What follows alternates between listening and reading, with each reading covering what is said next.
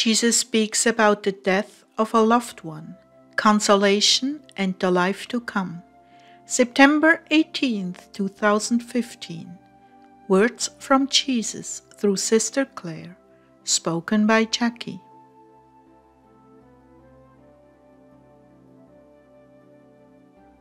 Jesus began, "There are many around you suffering, and I wish for you to be more attentive, more tuned in, more eager to touch them with your prayers.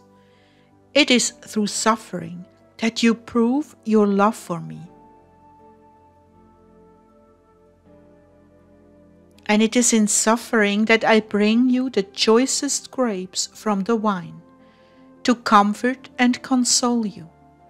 All of my children have suffering, but not all disclose to others what they are going through.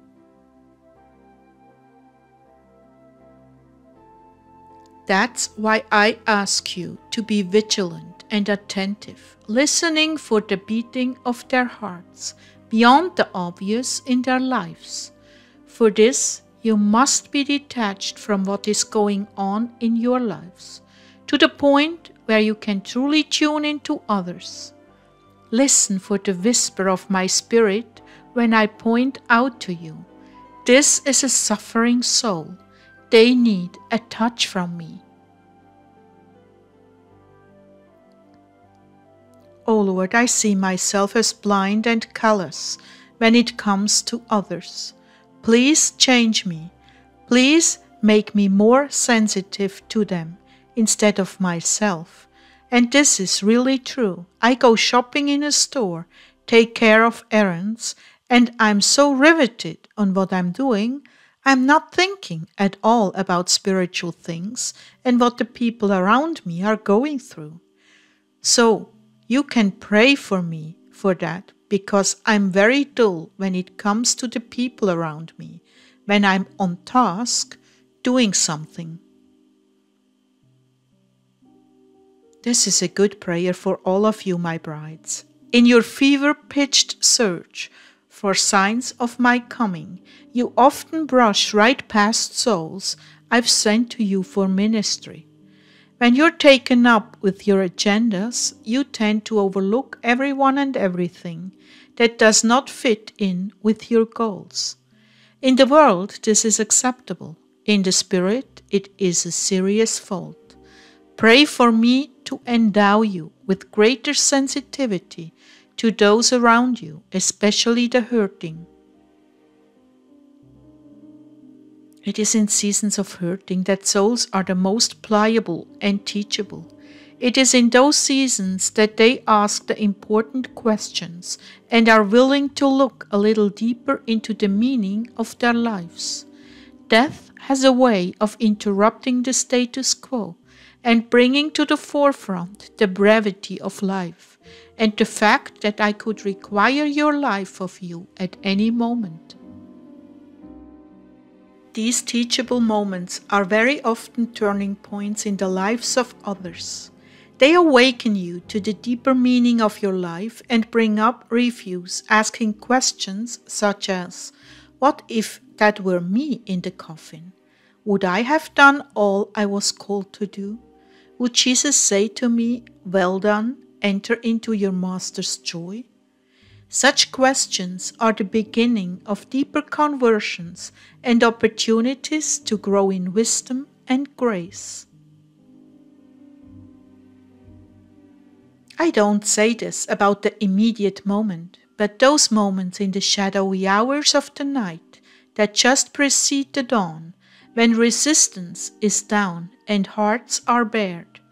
I visit my servants in these hours to bring both peace and comfort, as well as challenging questions.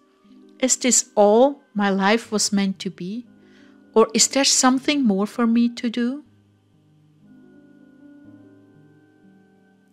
The pain of separation is something I weep over too. At those times, all I can do is wrap my comforting arms around you and pledge my faithfulness that you will see your loved one again. And when you do, They will be young and smiling, happy and fulfilled, shining with a brightness never seen on earth. As it is written in 1 Thessalonians 4:16-18, "For the Lord himself will descend from heaven with a shout, with the voice of the archangel, and with the trumpet of God, and the dead in Christ will rise first. Then we, who are alive and remain, will be caught up together with them in the clouds, to meet the Lord in the air, and so we shall always be with the Lord. Therefore, encourage one another with these words." Soon, very soon, beloved brides, you too will stand side by side with those you had to say farewell to on this earth. Yes, you will be raptured with those who were your relatives. You will be caught up in the air beside them. How wonderful, how marvelous, how comforting for those of you who are grieving. Do not let your heart be troubled. Believe in God, believe also in me. In my Father's house are many dwelling places. If it were not so, I would have told you, for I go to prepare a place for you. That's John 14:1 and 2. In this place you will laugh again and play with your loved ones gone before. You will exult and rejoice in the Holy One and all that has been prepared for you in this realm. And everything will be suited to your taste, exactly what you most enjoyed on this earth. That will be the place I prepare for you in heaven. You will picnic together, explore together, and visit one another's dwellings together, and best of all, be together for eternity. Yes, there will be learning, play, study, and recreation, creativity, and all will come quite naturally to you in your glorified bodies. And oh, the wonderful positions I have for you to fill in heaven, the wonderful work you will set about to do with others of like mind and heart. No more misunderstanding, competition, jealousy, or the like. Everyone here works for the edification of their brother and their sister. Rather than cold indifference, you will be greeted with heartwarming love and acceptance, and all that you put your hand to will also be praised and encouraged. You see, in heaven, there is no jealousy or ignorance, only joy and affirmation. All materials and equipment will be provided for you, and nothing will be lacking. You are going to love the ease and glory of life in heaven. When it is time to worship, your hearts will be enkindled to a blazing fire that no one can quench. And what remains to be healed will be healed by the breathtaking power of God. Never again will you struggle, lament, or mourn. All shall come to you just as you desire it, for everywhere and everything will be filled with the glory of God, and nothing shall be lacking to anyone. This is the supreme bliss of heaven. So take heart, be encouraged. Your sojourn on this earth is nearly at its end, and soon you will be reunited with those who have been taken from you in this life.